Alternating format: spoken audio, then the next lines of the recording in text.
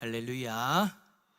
주님의 평강이 오늘도 수예배 드리러 오신 성도님들에게 가득하기를 축복합니다. 오늘 말씀의 제목은 견고한 믿음 지키기입니다. 자, 여러분, 성경은요 세상에서 가장 위대한 능력을 믿음이다 라고 그렇게 이야기를 합니다. 그래요, 여러분, 믿음은 참 놀라운 능력이 있어요. 믿음이란 그 자체에 능력이 있다라고 이야기를 해도 과언이 아니죠. 성경에서 이야기하는 믿음을 제외하고도 우리가 세상에서 살아가면서 가지게 되어지는 그 믿음으로 세상을 살아가는 삶과 그렇지 않는 삶은 여러분 확연한 차이가 있죠. 그러니까 지금 제가 앞에 분명히 전제 조건을 달았어요. 성경에서 이야기하는 믿음을 제외하고 우리가 예수 그리스도를 믿는 것, 하나님을 믿는 것, 그 믿음을 제외하고 세상에서 일반적으로 가지게 되어지는 믿음도 있느냐 없느냐, 그 삶의 차이가 있다라는 거예요. 여러분, 어떤 차이가 있습니까? 삶에 대한 어떤 믿음이 있으면, 어떤 존재에 대한 믿음이 있으면, 어떤 상황에 대한 믿음이 있으면 상황이 좋지 않아도 살아갈 소망을 가지고 살아갈 수 있어요. 지금 당장의 환경이 좋지 않아도 어떤 믿음이 있으면 그 환경을 이겨낼 수 있는 그런 힘을 가지게 될 때가 있죠. 하지만 그런 믿음도 없는 사람, 그렇지 않는 사람은 살아갈 소망 자체를 가지지 못하게 됩니다. 결국에는 삶을 포기하기도 하죠. 어떠한 일이든 어떠한 대상이든 그것을 믿는다라는 것은 우리 개개인의 인생에 있어서 큰 영향을 미친다라는 거예요. 하지만 세상의 믿음은 그 믿음이 헛되다라는 것을 깨닫게 되어질 때 그 순간 감당할 수 없는 그 낙심 그리고 좌절로 말미암아 끝도 없이 무너져 버리죠. 세상에서 여러분 우리가 믿는 대상들은 결국에는 다 그런 존재들이지 않습니까? 사람을 믿든 어떤 환경을 믿든 누군가의 말을 믿든 그 믿는다라는 그 대상이 완전하지 않잖아요. 그래서 어느 순간 내가 믿었던 그 믿음이 헛되다라는 것을 깨닫게 되어질 때 우린 그렇게 무너진다라는 거예요. 그래서 어떤 사람은요 자신의 믿음이 헛되지 않다고 계속해서 스스로 세뇌를 시키면서 버티기도 합니다. 그 믿음이 잘못됐다라고, 그 대상이 잘못되어졌다라고, 그런 것들이 드러나고 보이고 알게 되어졌고 깨닫게 되어졌는데도 불구하고 아니야, 그러지 않을 거야. 여러분, 그럴 때 있잖아요. 누군가에 대해서 믿었어요. 김호길이를 믿었어요. 우리 김호길 목사님은 절대 안 그럴 거야. 근데 여러분, 사람을 믿는 거는 여러분 결국은 한계가 있잖아요. 왜냐하면 제가 한계가 있기 때문에. 근데 알고 보니까 여러분들이 믿는 만큼 그런 모습이 아닌 거예요. 그럴 때 어떻게 돼요? 딱 두 가지로 나눠요. 아닐 거야. 우리 목사님은 안 그럴 거야. 사실로 드러났는데도 불구하고, 어떤 연약한 모습이 사실로 드러났는데도 불구하고 계속해서 미련을 못 버리는 거예요. 분명히 그 믿음의 대상이 가짜라는 것이 드러나도 쉽게 포기하지 못한다는 거죠. 왜요? 포기하는 순간 내 삶이 그것을 믿고 의지함으로 인해서 지금까지 살아왔던 그 모든 것들이 헛되다라는 것이 다 되어져 버리니까, 그리고 앞으로 살아갈 소망이 없어져 버리니까 끝까지 스스로가 아니야, 내 믿음이 잘못되지 않았을 거야 라고 그렇게 믿는다라는 거죠. 여러분, 한 예를 들면 주식이 그렇잖아요. 여러분, 망해도 주식을 끝까지 붙들고 있는 사람들이 있잖아요. 자신이 투자한 주식이 망해져 가는 게 보여요. 하얀 곡선을 그리면서 그래프가 쫙 내려가요. 그런데도 그걸 포기 못하는 이유가 뭐예요? 아니야, 역전할 것이야. 꼭 그 역전을, 성경에서 하는 역전을 꼭 주식에다 갖다 와줘가지고 이 또한 역전되리라, 결국 그래가지고 역전될 것이다라고 믿고 그 믿음 때문에 결국에는 다 틀려버리는, 망하는 것이 눈에 보여도 잃어버린 것들에 대한 미련, 그리고 그대로 될 것이다, 내 믿음으로 인해서 그대로 될 것이다 라고 하는 그 헛된 믿음, 그 믿음으로 인해서 남은 것마저 다 잃어버리는. 여러분, 제가 한 예를 들었지만 우리가 세상에서 믿는 것들은 결국은 여러분 다 그렇다라는 거예요. 근데 여러분, 하나님을 믿는 건 다르죠. 하나님을 믿는 건 달라요. 그렇다면 여러분, 1번 문제, 믿음은 무엇입니까? 하나님을 믿는 믿음은 무엇입니까? 믿음장이라고 불리는 오늘 히브리서 11장 1절 한번 읽어봅시다. 믿음은 시작. 믿음은 자, 먼저 히브리서 기자는요, 이 문구를 통해서 믿음이란 소망하고 기대하는 것들의 실상이다라고 그렇게 규정하고 있는 거예요. 이 말은 믿음이란 소망을 지탱해주는 토대로서 소망하는 바가 허상으로 끝나지 않고 실제로 이루어질 것을 보증하는 실체다라고 그렇게 이야기를 하고 있는 거예요. 자, 제가 앞에서 언급한 세상의 믿음과는 좀 다르죠. 세상의 믿음은 그것 자체가 허상으로 끝나는 거예요. 그리고 허상으로 끝나지 않을 것이다라고 스스로는 되뇌이면서 세뇌하고 있지만, 여러분, 세상의 믿음은 결국에는 허상으로 끝나는 거죠. 하지만 하나님을 믿는 믿음은 다르다라는 거예요. 이 믿음 자체가 하나님의 약속이 이루어질 것을 보증해주는 실체래요. 그러니까 세상의 믿음은 내가 믿어서 되어질 것을 바라보는 거지만, 우리가 하나님을 믿는 것은 하나님이 우리에게 주신 약속이 이루어질 것이다라는 것을 보증하는 것이래요. 완전히 정반대죠. 정반대예요. 왜 정반대냐? 이 믿음이, 세상의 믿음은 내가 선택하고 내가 내 필요에 따라서 가지는 것이지만, 이 믿음은, 하나님을 믿는 믿음은 하나님 쪽에서 우리에게 주신 것이기 때문이에요. 하나님이 우리에게 주신 그 약속이 반드시 이루어질 것이다라는 것을 보증하는 것으로서 우리에게 믿음이라는 것을 선물로 주셨다라는 거죠. 성경은 우리에게 이 믿음을 하나님의 선물로 이야기하면서 우리에게 이 믿음이 있다라는 것, 그러니까 저와 여러분에게 지금 이 믿음이 있다라는 것은 우리가 바라는 하나님의 약속이 반드시 이루어진다라는 것을 보증하는 실체라는 거예요. 그러니까 여러분, 내가 믿어서 이루어지는 것이 아니고요, 하나님이 나에게 믿음을 주셔서 하나님이 이루어 가시는 것을 볼 수 있도록 해주신다라는 것이죠. 그리고 보지 못하는 것들의 증거다라고 그렇게 말합니다. 여러분, 여기서 보지 못하는 것이라는 이 말은요, 인간의 눈에 가려워가지고 보이지 않는 일 혹은 사실을 이야기하는 거예요. 그러니까 하나님이 우리에게 주신 약속, 하나님이 우리를 위해 행하시는 그 모든 일들, 인간의 눈에는 그게 다 가려워져 가지고 보이지 않았다라는 거예요. 정말 여러분, 그렇지 않습니까? 우리가 믿기 전에는 하나님의 약속의 말씀을 들어도 무시했어요. 들려지지도 않았고 들어도 들려지지 않아요. 여러분, 그게 무슨 말입니까? 귓가에는 들리는데 내 마음에는 안 들린다라는 거예요. 받아들이지 못하는 거예요. 약속을 들어도 받아들이지 못해요. 그 약속이 무슨 의미가 있는지 아무리 설명을 들어도 알지 못해요. 결국에 나와는 상관없는 것으로 여기고 마치 보아도 보지 못하고 들어도 듣지 못하는 그런 상태가 되어지는 거죠. 왜요? 죄 때문에. 죄가 우리의 눈을 가리워가지고 볼 수 없는 거예요. 하지만 여러분, 이제는 우리가 다르죠. 이제 우리에게는 하나님이 주시는 그 믿음으로 인해서 예수 그리스도를 영접하게 되어졌고, 그로 인해서 죄의 문제를 해결받게 되었지 않습니까? 그러니까 우리의 눈을 가리고 있던 그 죄가 해결되어진 거예요. 그러니까 이제 어떤 일이 일어나요? 이제는 보이지 않았던, 그전에는 보이지 않았던 하나님의 약속, 들려지지 않았던, 받아들일 수 없었던 그 하나님의 약속, 그리고 감히 신뢰할 수 없었던 그 하나님의 일하심, 나를 위하여 일하고 계신다는 그 하나님의 일하심을 우리가 알게 되어진 거예요. 그전에는 믿음이 없을 때는 보지 못했는데, 근데 이제는 보이지 않았던 것들이 보여지기 시작하는 거예요. 오늘 우리는 여러분, 이 믿음으로 말미암아 이 자리에서 하나님의 약속의 말씀을 붙들고 하나님을 신뢰하면서 예배를 드리는 것이지 않습니까? 우리 중에 오늘 예배를 드리러 왔는데 그 믿음으로, 온전한 믿음으로 예배를 드리러 여러분 우리가 왔다면 우리는 다 하나님의 약속을 신뢰하며 나왔을 거예요. 이 수요일 저녁 여러분 얼마나 여러분들에겐 참 개인적으로 여러분 소중한 시간입니까? 피곤하잖아요. 힘들잖아요. 하루 종일 일하시는 분들은 여러분 얼마나 지쳐 있어요. 그런데도 불구하고 우리가 이 자리에 나오는 이유가 뭐예요? 그 약속의 말씀을 신뢰하고 그 하나님의 일하심을 기대함으로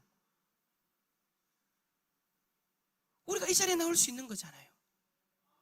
왜? 우리에게 뭐가 있기 때문에? 믿음이 있기 때문에. 자, 그렇다면 이 믿음이 우리에게 주는 유익, 그 유익은 뭘까요?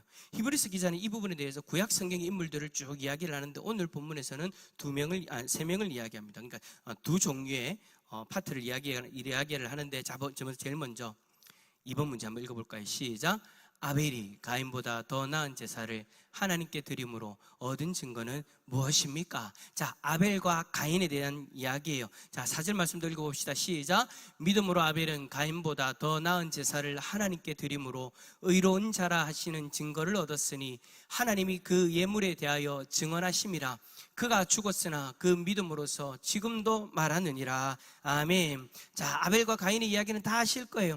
아벨과 가인이 제사를 드렸는데 하나님이 아벨의 제사는 받으시고 가인의 제사는 안 받으셨잖아요. 그래서 화가 난 가인이 동생 아벨을 죽이잖아요. 그때 하나님이 아벨의 제사만 받으신 이유, 그 이유에 대해서 여러분 히브리서에서 분명하게 이야기를 해요. 믿음으로. 믿음 때문이다 라고 그렇게 이야기를 하죠. 아벨은 믿음으로 가인보다 더 나은 제사를 드렸어요. 누구에게요? 하나님께요. 가인은 여러분 농부였지 않습니까? 자신이 농사지은 열매 중에 일부를 드렸고요.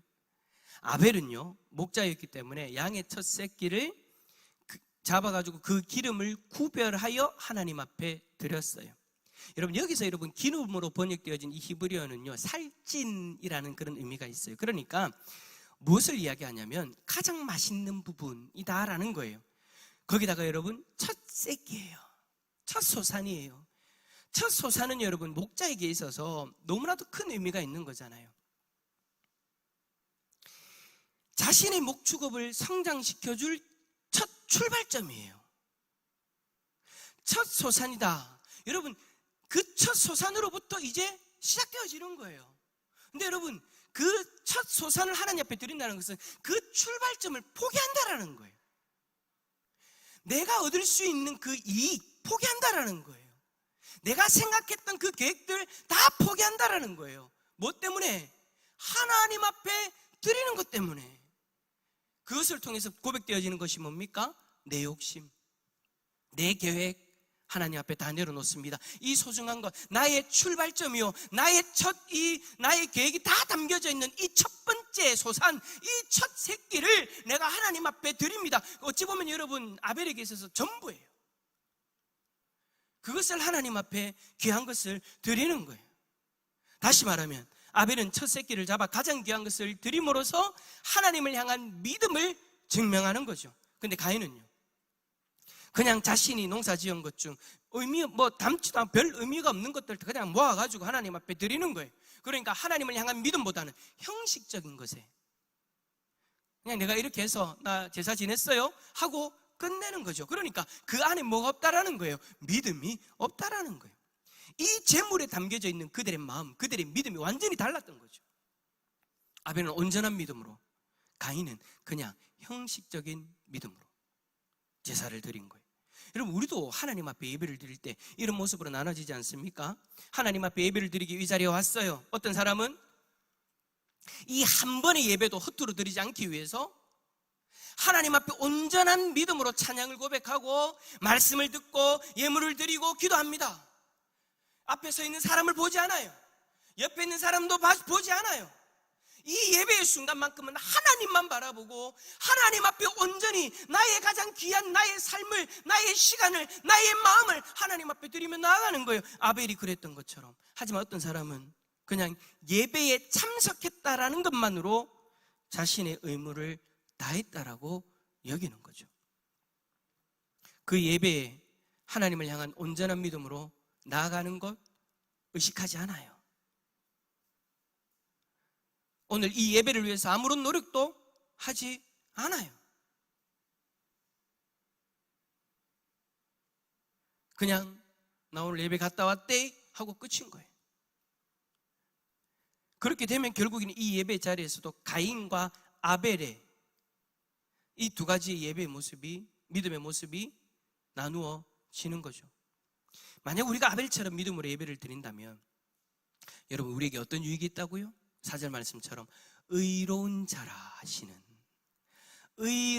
하시는 증거를 얻게 되는 유익. 그게 여러분, 저와 여러분의 유익이 되어질 수 있기를 축복합니다. 그래, 우리가 믿음으로 말미암아 우리는 의롭다 칭함을 받게 되어지는 거예요. 그게 이제 이신칭이잖아요. 믿음으로 말미암아 의롭다라고 그렇게 칭함받는 거예요. 어떠한 행위로서가 아니라 하나님이 우리에게 주신 이 믿음으로 말미암아 우리가 의로운 자라고, 그런 의로운 자라는 증거를 얻게 되어지는 거예요. 그런데 어떤 일은요, 하나님 앞에 당신은 의로운 자라고 여김받는 사람입니다 라고 이야기를 하면 저는 그런 사람 아니에요. 왜 그렇게 이야기를 해요? 지금 자신의 모습이 그렇지 않다라는 거예요. 근데 지금 삶의 행함이 그렇지 않으니까 저는 의롭자라고 여김받지 못해요. 근데 여러분, 성경은 이 부분에 대해서 분명하게 이야기하잖아요. 하나님 앞에 우리가 의롭다라고 여김받는 것은 지금 나의 모습 때문이 아니라 나에게 있는 하나님의 선물, 믿음 때문이니라. 그래서 우리에게 믿음이 있다면 우리는 우리 자신이 의로운 자라는 증거를 얻게 되어지는 거예요. 오늘 어떻게 살았나요? 그거 가지고 의롭다라고 하나님 앞에 판단받는 것이 아니라, 당신에게 믿음이 있습니까? 그러면 당신은 하나님 앞에 의로운 자라고 여김받는 자입니다. 그 증거가 드러나는 거예요. 자, 두 번째로 믿음이 우리에게 주는 유익이 또 있어요. 자, 3번 문제. 에녹이 하나님 앞에 받은 증거는 무엇입니까? 두 번째로 이야기하는 사람은 에녹이에요. 자, 5절 말씀 한번 읽어볼까요? 5절입니다. 시작. 믿음으로 에녹은 죽음을 보지 않고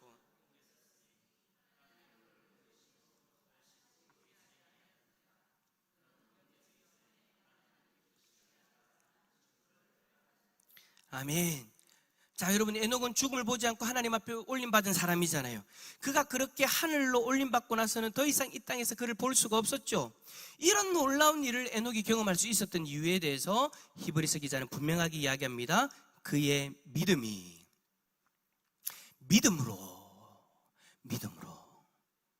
그 믿음이 하나님을 기쁘시게 했기 때문에, 그 믿음으로 하나님을 기쁘시게 했기 때문에 그런 일들이 일어났다라는 거예요. 그래요, 여러분, 우리의 믿음은요, 하나님을 기쁘시게 하는 거예요. 우리에게 그 믿음이 있다는 것은요, 하나님 앞에 지금 내가 어떤 모습이라고요? 하나님이 기뻐하시는 모습이다라는 거예요. 왜 하나님이 기뻐하시냐고요?